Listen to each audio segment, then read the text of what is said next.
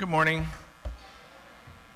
Welcome both here in Sanctuary and online in YouTube land to the Unitarian Universalist Church of St. Petersburg. We're on the unceded ancestral lands of the Tocobaga and Seminole Native people. My name is Ben Atherton-Zeman, and I'm the minister here. That was Steve Sanderson on the guitar. He is our musical guest for today, and I'm really excited to hear. Thank you, Steve. In addition, we have members of our choir who will lead the hymns, which is better than me leading the hymns, and I'm happy to have you all here. And I'm probably most excited to be joined by today's worship associate, Gordia LeClaire is here. Thank you, Ben. Good morning, everyone. Good morning.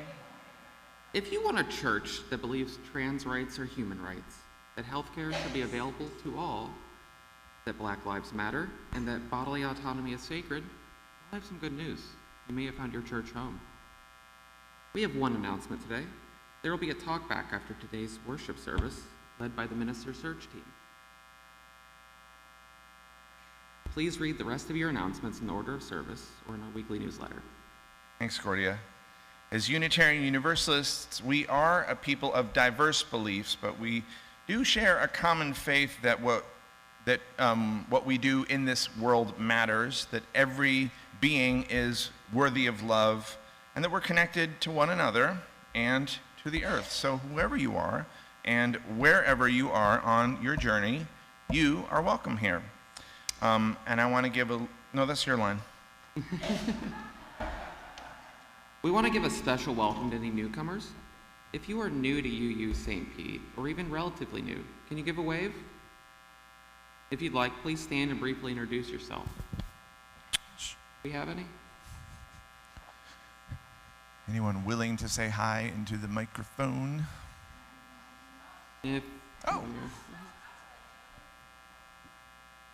I'm Carol Brown, and I'm visiting Christine from New Jersey, and I belong to a UU church in New Jersey in Somerville. Fantastic. Welcome, Carol.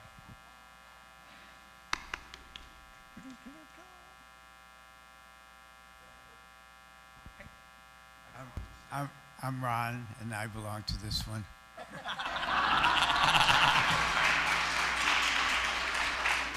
This one, for those of you on YouTube land, is our very own Earl Waters. It's good to have you here, Ron. Anyone else?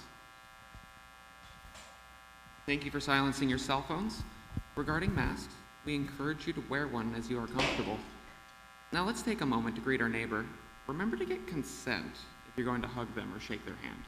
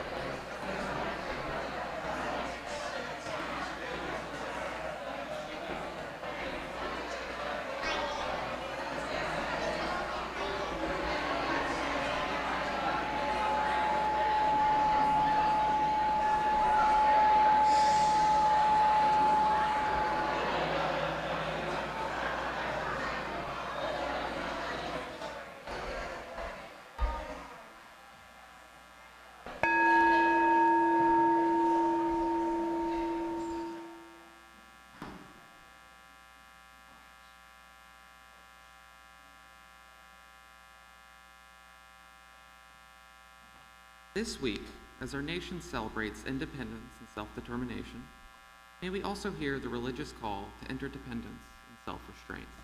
Those of us who pray to the God of our fathers, those of us who call down the moon as did our foremothers in Salem and in indigenous villages all over this ancient continent, and those who trust in the scientific method, like our ancestors who experimented with kites and oxygen and forms of government. May we all join our voices and energies into a more perfect union of souls, hearts, brains, and ideals. As Katie lights our chalice, please give voice to our shared connection to saying our covenant together. The words can be found in your program and online in the text chat. Love is the spirit of this church, and service its law. This is our great covenant, to dwell together in peace, to seek the truth in love, and to help one another. Now please rise as you're willing and able for our first hymn. This is my song. It's number 159 in the gray hymnal. Thanks, and we're going to welcome some members of our choir to come forward and help lead us in 159.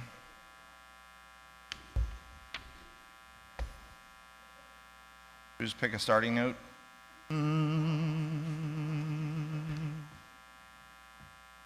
Pick a starting note on the piano. La, la, la. Higher than I thought. All right? This is my song. That's not it? Whoa, we were wrong. Thought it was.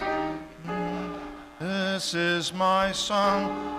There we go. Oh God of all the nations, a song of peace for lands afar and mine. This is my home, the country where my heart is. Here are my hopes, my dreams, my holy shrine. But other hearts in other lands are beating with hopes and dreams as true and high as mine.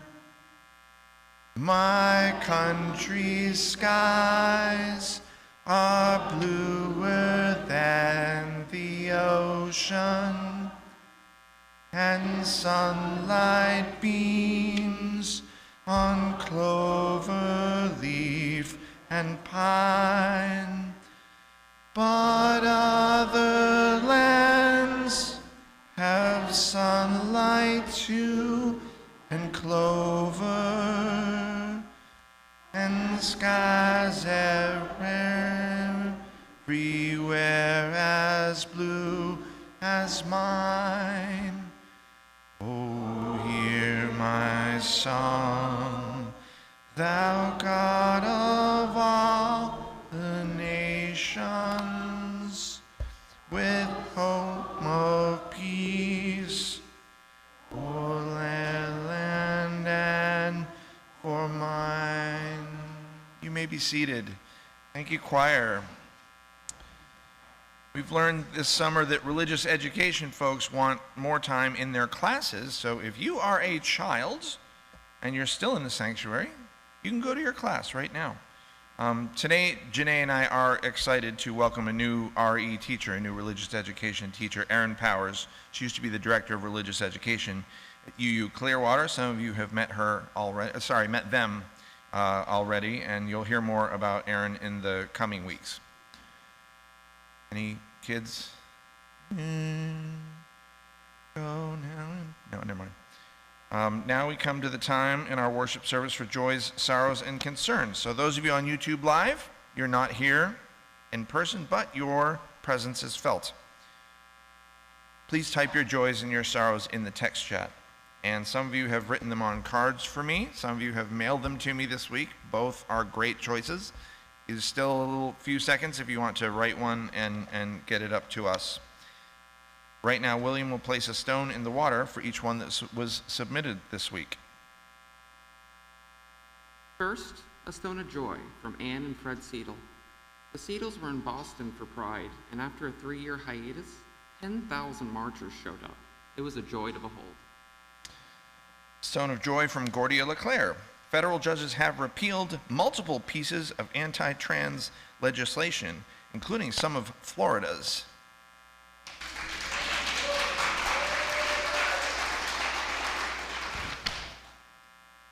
A stone of sorrow from Jeanette Rotter on the ending of her grandson's marriage and her friend Emily's marriage. Another stone from Gordia, this time is sorrow. Despite recent victories, new requirements that go into effect this month that will cause trans health care for adults and minors to be more difficult to access than ever. A stone of sorrow from Geneva Nelson. We have just discovered that the amazing social justice advocate and former UU St. Pete member Connie Millett died in December of 2020 due to COVID-19. We send our deep condolences to her friends and family. A stone of healing from my mother, Johanna Zeman, who is watching on YouTube. A stone of concern for Liz Ryland, who was taken to St. Anthony's Hospital on Friday. Liz will hopefully be home soon, if she isn't already. Have any? I do, it was right here. Oh, there it is. Sorry, Cal. A stone of, 2 stones, one of joy and one from sorrow, from Cal Fox. A friend lost her battle with gastric cancer on Friday. Sorry for your loss. The stone of joy is because it's an end of suffering. And a sorrow because we miss her. She was a model of acceptance and the serenity it brings. A stone of joy from Carrie Showalter. Paul and I celebrated 22 years of marriage this Friday, July 7th. The anniversary.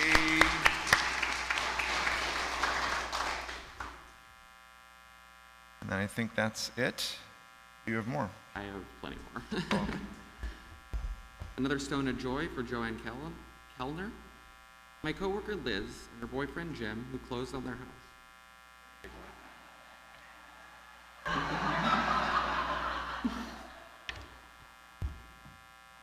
Another stone of joy for Matt, 4 months of sobriety.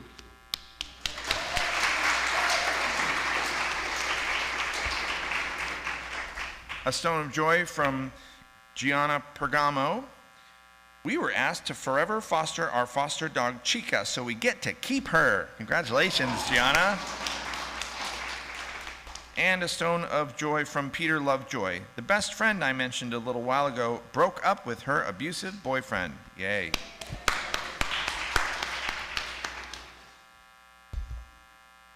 May all of us find a comforting and compassionate presence in the warmth of fellowship and community. Oh, and I stepped on your line again. May we not become disheartened by incidents of oppression, whether big or small, that so many face every day. Rather, let us have the strength to fight tyranny in all its forms, and hope for a future of our choosing. The fight may seem never-ending, but we'll get there if we continue to do what is right. So, and let's place one final stone for those joys and sorrows that remain in our hearts, perhaps too tender to yet be spoken aloud. And let's take about 1 minute of silence together.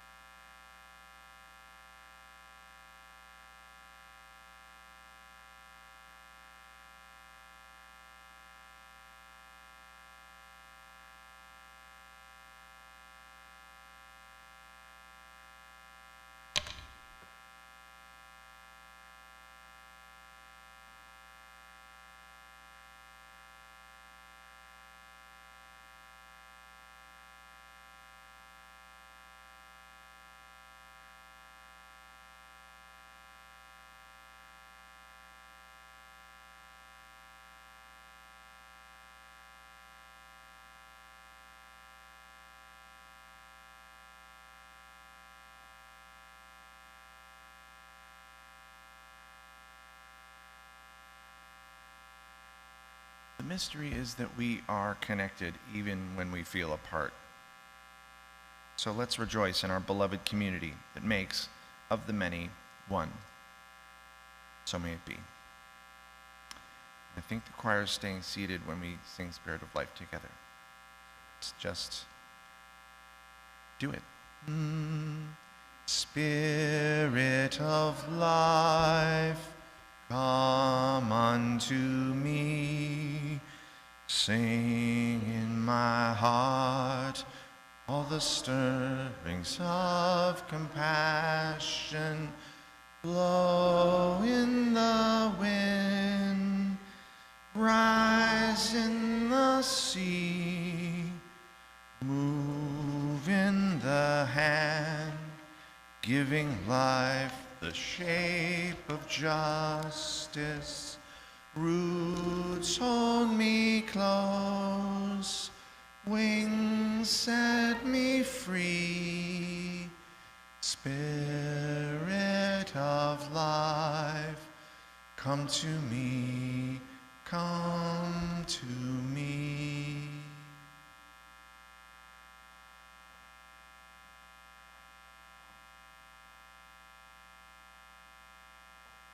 Today's theme is patriotism and patriarchy. So, naturally me, the transgender communist, is the worship associate for today. Needless to say, my interaction with these two topics is a bit complex. So to begin, let me tell you about an experience of mine.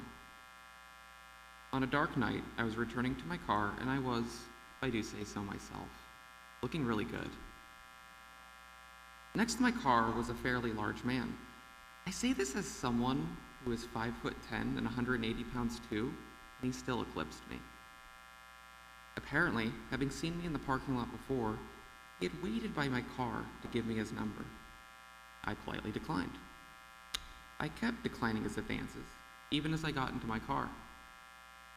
Curling his fingers around the frame so I couldn't shut the door, and having parked close to my front bumper so I couldn't easily drive away, he kept insisting.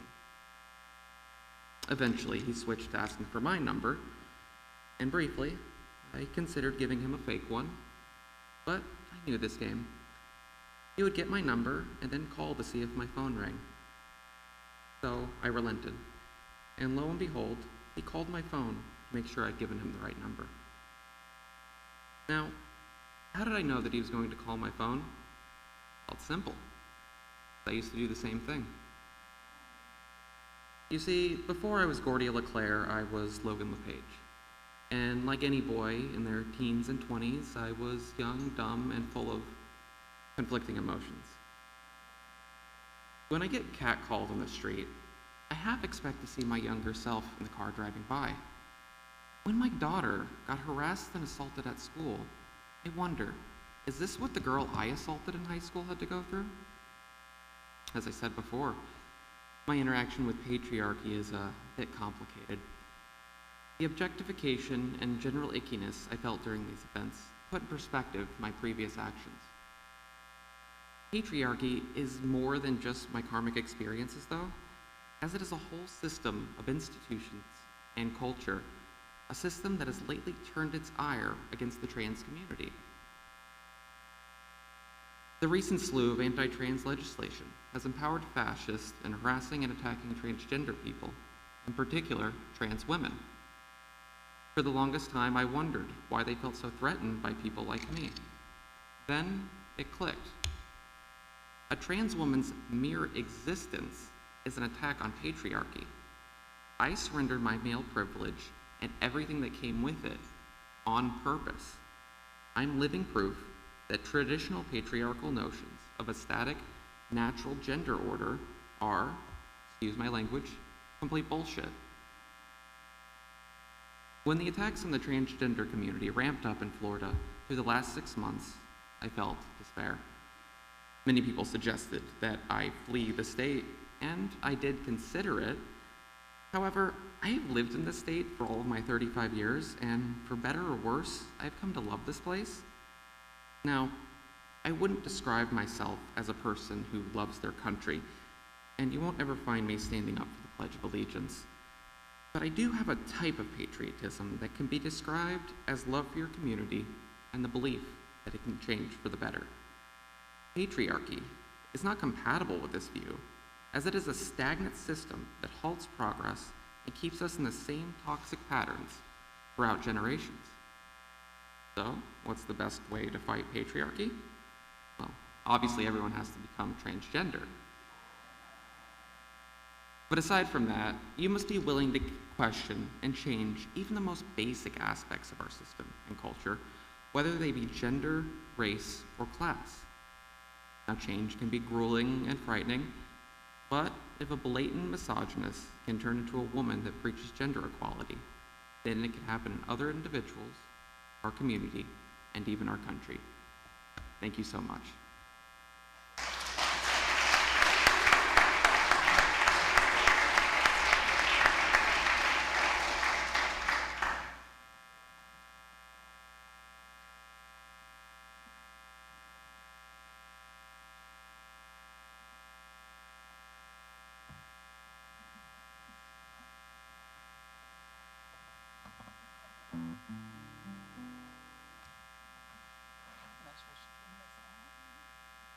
Oh.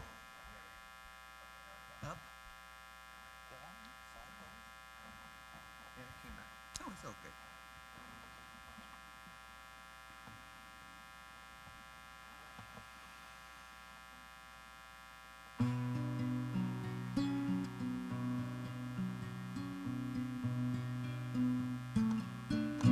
Hello, darkness, my old friend. Come to talk with you again. Because a vision softly creeping left its seed while I was sleeping, and the vision that was planted in my brain still remains within the sounds of silence. In restless dreams I walked alone through narrow streets of cobblestone, neath the halo of a Main Street lamp. I turned my collar to the cold and damp, when my eyes were stabbed by the flash of a neon light that split the night and touched the sounds of silence. Fool, said I, you do not know. Silence like a cancer grows. Take my hand that I might reach you. Speak your words that I might hear you. But my words, like silent raindrops, fell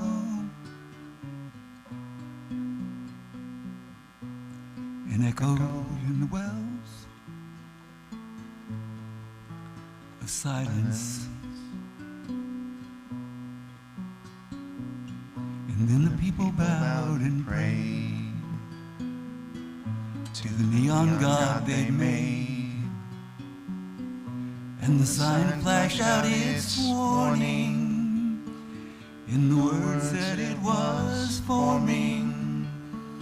And the sign said the words of the prophets are written on the subway walls and tenement halls, the halls of silence.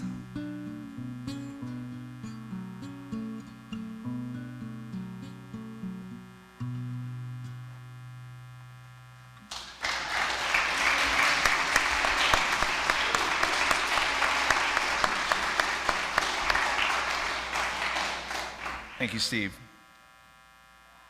Good job indeed. So is July 4th worth celebrating?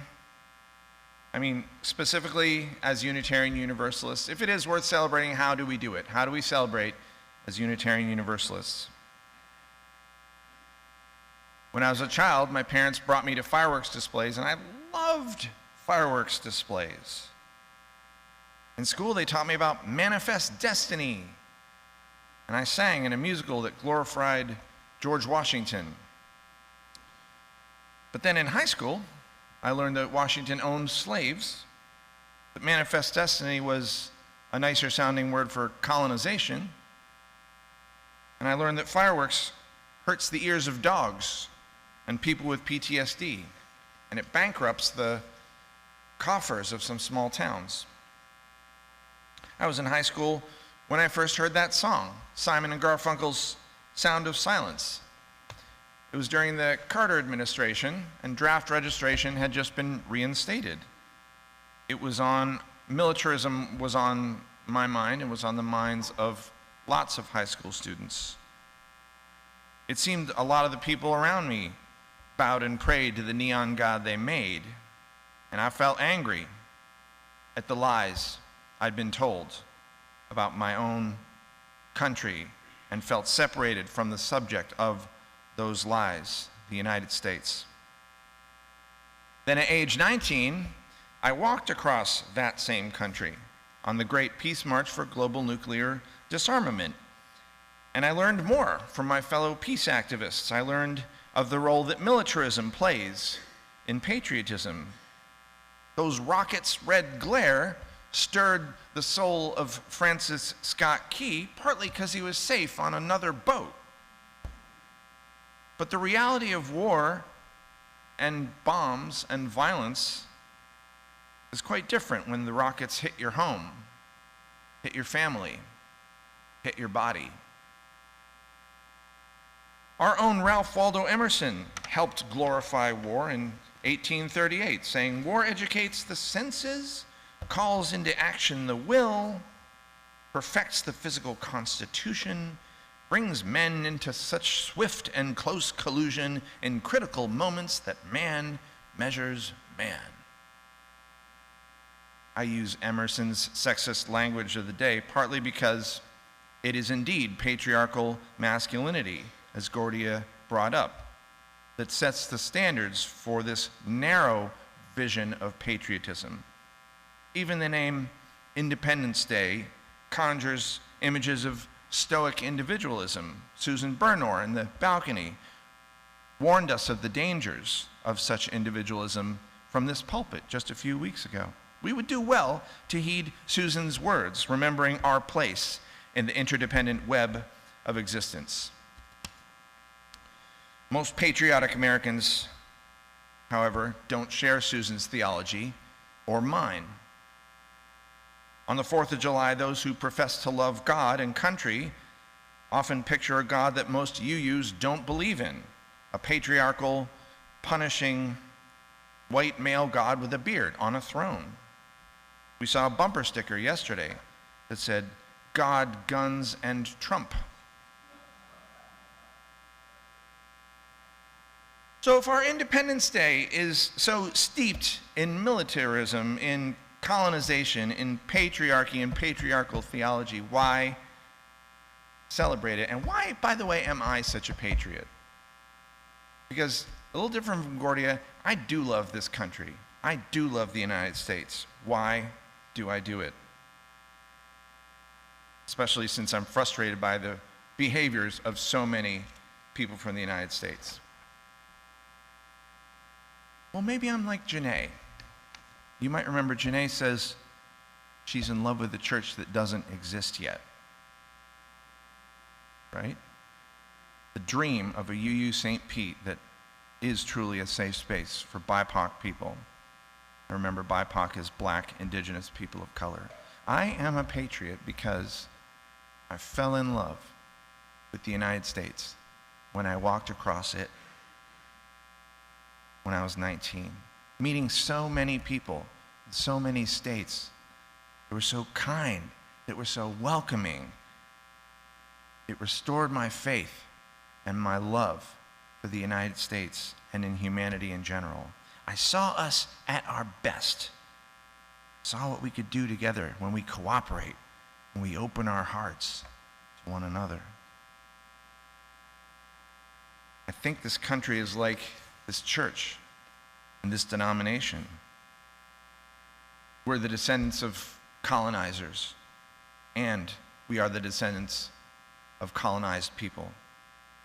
Gordia experienced patriarchy from both sides and was brave enough to speak about the gender privilege she had when she presented as male. Are white Americans brave enough to speak about our history of colonization and slavery? Both such histories are banned in Florida because they might upset white students. But I think the real reason for our governor's censorship is to protect a narrow and false definition of patriotism, a callback, if you will, to a fictional better time before all this uncomfortable talk of diversity and inclusion. This narrow patriotism invites only white Americans willing to ignore history, willing to ignore interconnection. Yet, I think it's possible to be in love with the United States that doesn't quite exist yet. One that recognizes, one that apologizes, one that seeks to repair the injustices done in its history and in its name. My patriotism is a result of my love for the United States that I experience some days, see out of the corner of my eye other days. On a quiet night, I can hear her breathing. This patriotism is not easy. It's not as easy as the narrow, two-dimensional one. It requires honesty, self-examination, and engagement with our fellow Americans with whom we are connected. But I'm not alone in my love. Nicole Hannah-Jones said that the United States is a nation founded on both an ideal and a lie. Our Declaration of Independence proclaims that all men are created equal and endowed by their Creator with certain inalienable rights. But Hannah-Jones said the white men who drafted those words did not believe them to be true for the hundreds of thousands of black people in their midst. Life, liberty, and the pursuit of happiness did not apply to fully 1/5 of the country. But Hannah-Jones went on. Black Americans, I could never get through this without crying this part. Black Americans have been and continue to be foundational to the idea of American freedom, more than any other group in this country's history, she says. We have served generation after generation in an overlooked but vital role. It is we who have been the perfecters of democracy. Our founding fathers may not have actually believed in the ideals they espoused, but black people did. For generations, she said, we have believed in this country with a faith it did not deserve. Black people have seen the worst of America, yet somehow we still believe in its best.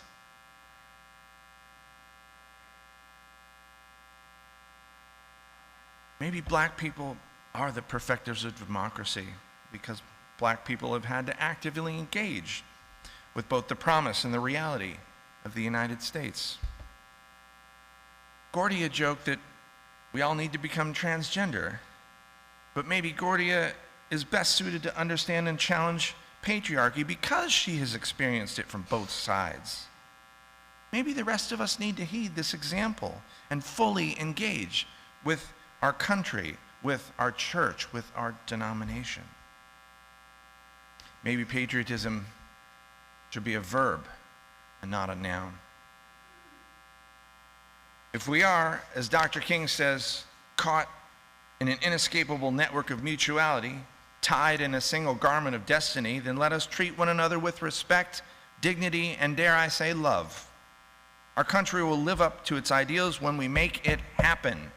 Our church will become the church Janae loves when we shape it that way.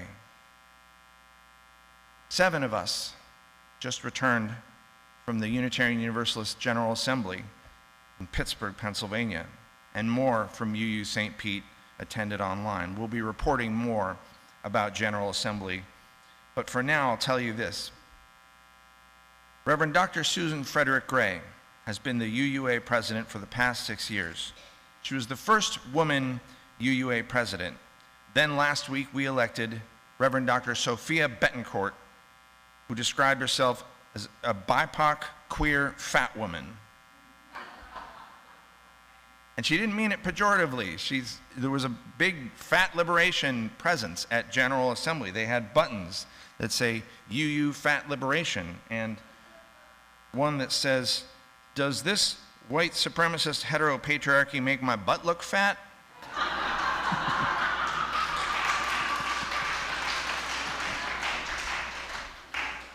Except it doesn't say butt. It says something else. Many of you here are taking an active role in shaping our church community. And honestly, our denomination is not that much bigger than our church. There aren't that many cooks in the kitchen, if you will. And it's an exciting kitchen, especially now that Reverend Dr. Sophia is our president for the next 6 years and is the master chef in that kitchen. Our denomination will fulfill its promises when we make it happen. Our church will become the church Janae loves when we love one another well enough to shape it. Our country will become the land of the free when we engage as citizens, accurately understanding our history while building a more just future. Yesterday, Sandy and Emma and Gordia and I marched behind the UU St. Pete banner, that banner right there, in the Rally for Our Freedoms over to City Hall. And that same morning, Claudia, where'd Claudia go? Claudia and Emma and April and I escorted people to their appointments at the Bread and Roses abortion clinic. Today, many of us have brought food that Dick McRobert will collect to bring to the Southside Food Bridge. If patriotism and interdependence are verbs, then we must do them when the Spirit says do, as the hymn says to us. I've never been more excited to be a part of this denomination than I am following our General Assembly. And I have never been more convinced that I'm in the right place as your minister. I hope that you, like me, hear the voice of Spirit telling you to do the work of shaping this church, this denomination, and the United States.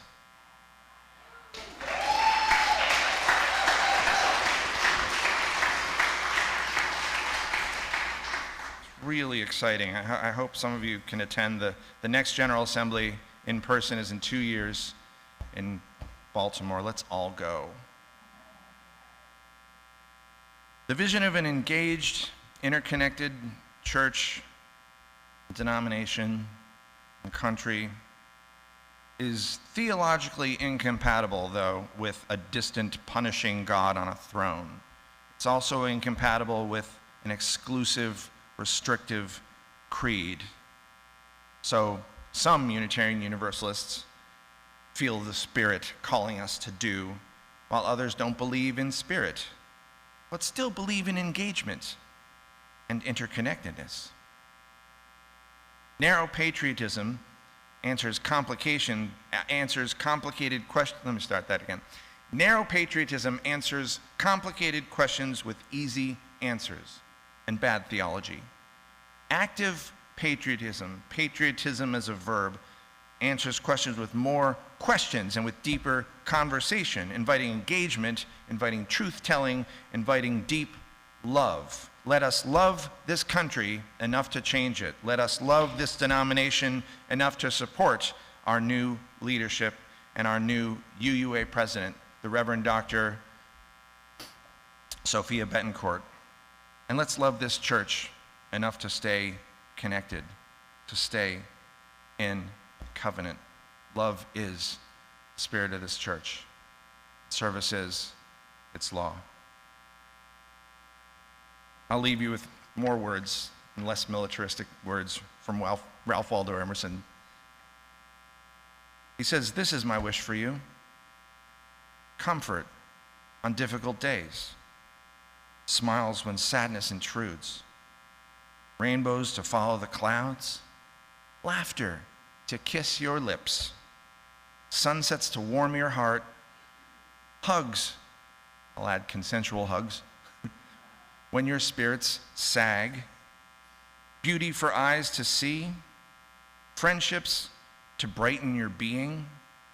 faith so that you can believe, confidence for when you doubt, courage to know yourself, patience to accept the truth, love to complete your life.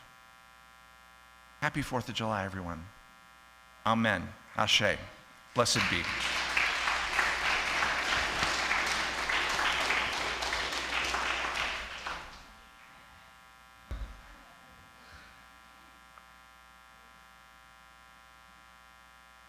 We gather in this place to share ideas, to understand differing views, to learn more about ourselves, to grow in spirit and to each other in our individual journey and our journeys together.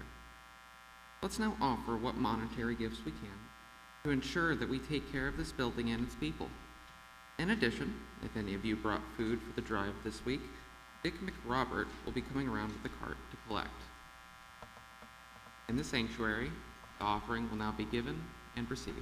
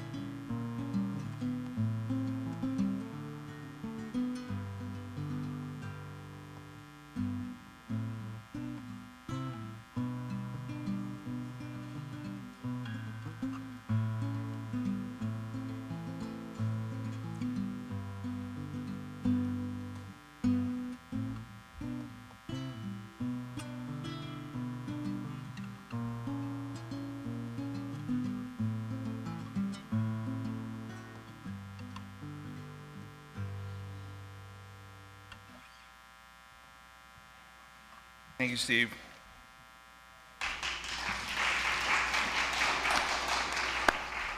Please rise as you're willing and able for our closing hymn, When the Spirit Says Do. And the choir will come on up at this point to lead us. It's number 1024 in the teal hymnal, 1024. You might recognize the tune from Sibelius. It's the tune to Finlandia. It's been in my head all week.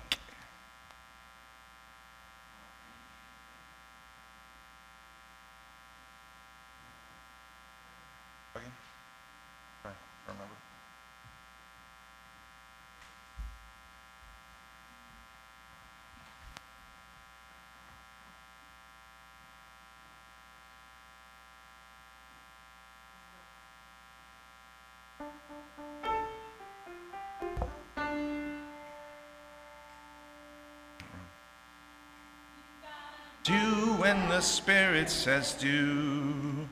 You got to do when the Spirit says do.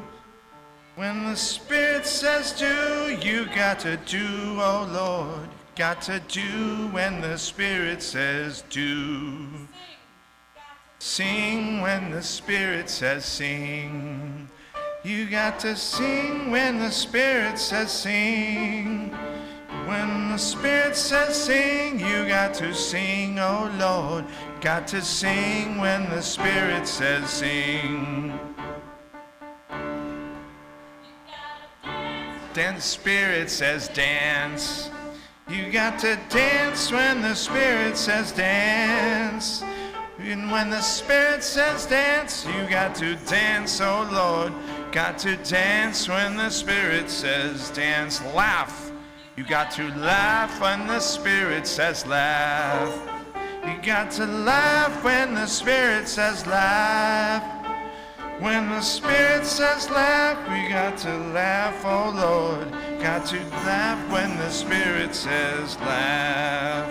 Shout, shout when the Spirit says shout. You got to shout when the Spirit says shout. When the Spirit says shout, you got to shout, oh Lord. You got to shout when the Spirit says shout. Sing. You got to sing when the Spirit says sing. You got to sing when the Spirit says sing. When the Spirit says sing, you got to sing, oh Lord. You got to sing when the Spirit says sing. Thank you, yes. I was wrong, it wasn't the Sibelius. That was the last one. Happy to be wrong again. Now we invite you to remain standing. You already sat down though. You can stay seated if you want. As Gordy extinguishes our chalice, the words to the UU St. Pete's traditional chalice extinguishing, say that 10 times fast, are found in your order of service. Online, they are in the text chat. We extinguish this flame, but not the light of truth, the warmth of love, or the fire of courage. These we carry in our hearts and out into the world.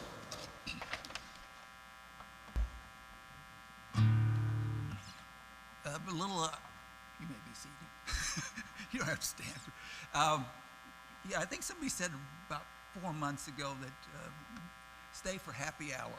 So I thought I'd kind of give a little transition.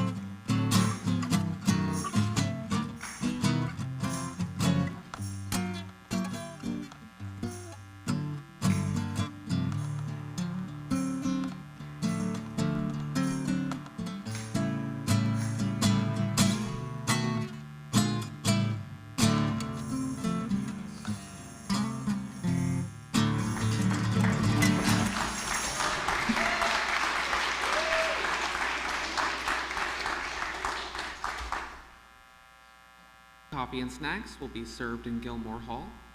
Afterwards, please join us back in the sanctuary for the Minister Search Team's talkback. Reverend Ben will form a receiving line right up here for anyone who wishes to speak with him. I'll end this service with words from the political activist and historian Howard Zinn. Everything in history, once it has happened, looks as if it had to happen exactly that way. We can't imagine any other, but I am convinced of the uncertainty of history, of the possibility of surprise, of the importance of human action in changing what looks unchangeable.